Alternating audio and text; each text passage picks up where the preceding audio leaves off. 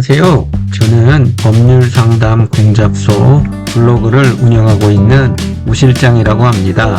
오늘은 과거 양육비 청구 소송을 당한 피고의 대응 방법에 대해서 알려드리도록 하겠습니다. 상대방 배우자에게 그동안 받지 못한 양육비를 받고자 하는 분들이 있습니다. 그런 분들은 법원에 무조건 소송을 해야 하는 것을 알고 있는 분들이 있지만 절대 그렇지 않습니다. 일단 본인이 이혼 소송 등을 통해 판결 또는 결정문을 형식으로 법원으로부터 양육비를 인정받은 경우 또는 2009년 9월 이후 협의이혼을 했고 그래서 양육비 부담조서를 가지고 있는 분들이 있습니다. 이런 분들은 과거 양육비 소송을 하는 것이 아니라 바로 강제 집행을 하거나 또는 법원에 이행명령 신청을 한 후 감치 신청 등을 해야 합니다.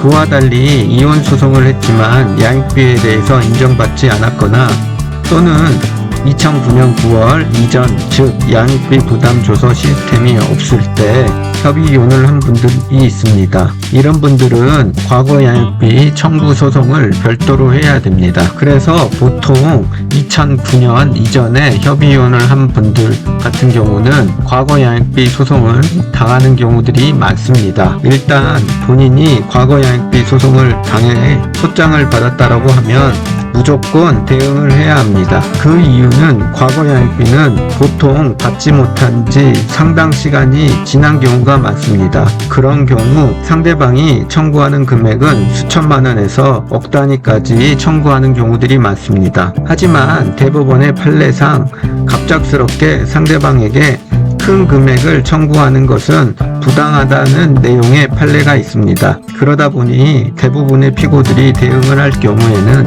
감액이 되는 경우들이 대부분입니다. 하지만 어떤 분들은 과거 양육비 소송을 당한 후에도 무대응하는 경우들이 있는데 그러면 본인의 사정은 전혀 고려가 되지 않고 상대방이 주장하는 것만 반영해서 법원에서 인정이 됩니다. 그러하기 때문에 피고는 반드시 대응을 한 후 최대한 감액시키는 것이 가장 좋은 방법입니다. 이때 어떤 분들은 상대방 배우자가 이혼 당시에 나쁜 X였다라고 그리고 그것으로 인해서 이혼을 했다는 식으로 대응하는 경우들이 많습니다. 하지만 그런 대응은 양육비 소송에서 불필요한 대응인 경우가 많습니다. 왜냐하면 이혼 당시 상대방이 나쁜 X라는 것은 파탄 사유, 즉 위자료에 해당하는 것이고 위자료는 이혼 당시 또는 이혼을 한 후 2년 이내에 청구를 했어야 합니다. 즉 상대방이 파탄의 책임이 있는 사람이라고 하는 것은 양육비와 특별한 경우를 제외하고는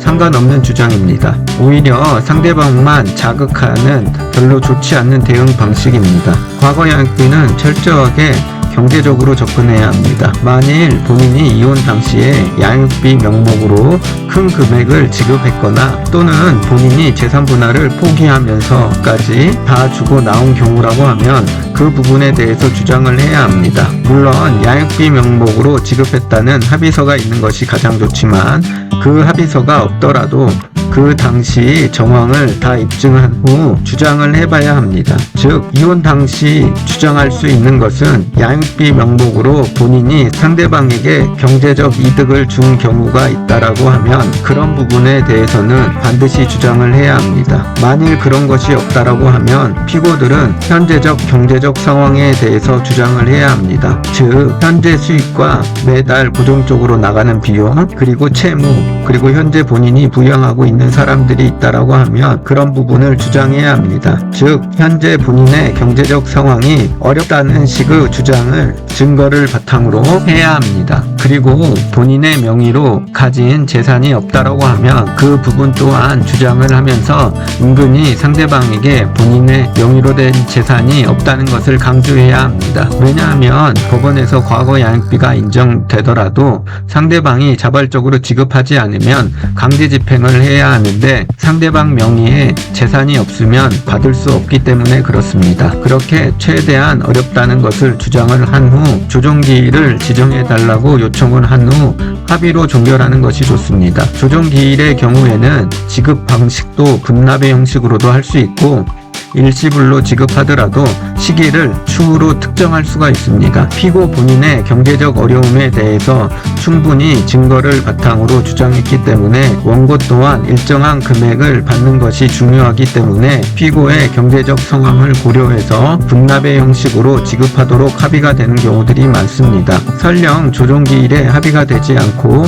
판결로 가더라도 본인의 현재 경제적 어려움에 대해서 충분히 주장을 한 경우에는 판사님 또한 그런 것을 반영해서 원고에 청구한 금액보다도 적은 금액이 인정되는 경우가 많습니다. 평균적으로 보면 15년 이상 과거 양육비를 지급하지 않는 분들에게 인정되는 액수는 3천만 원에서 6천만 원 사이로 인정되는 경우들이 많습니다. 물론 상대방의 급여에 따라서 더 인정되기도 하고 어떤 경우는 그 이하의 금액으로 인정되는 경우들도 있습니다. 종합해보면 본인이 과거 양육비 소송을 당한 경우라고 하면 반드시 법원에 대응해야 합니다. 그리고 본인이 이혼 당시 양육비 명목으로 지급한 것이 있다라고 하면 그 부분에 대해서는 증거를 바탕으로 반드시 주장해야 하고, 그러한 것이 없다라고 하면 현재의 경제적 상황이 어렵다는 것을 증거로 제출하여 반드시 주장해야 합니다. 그렇게 해야지만 양육비 금액이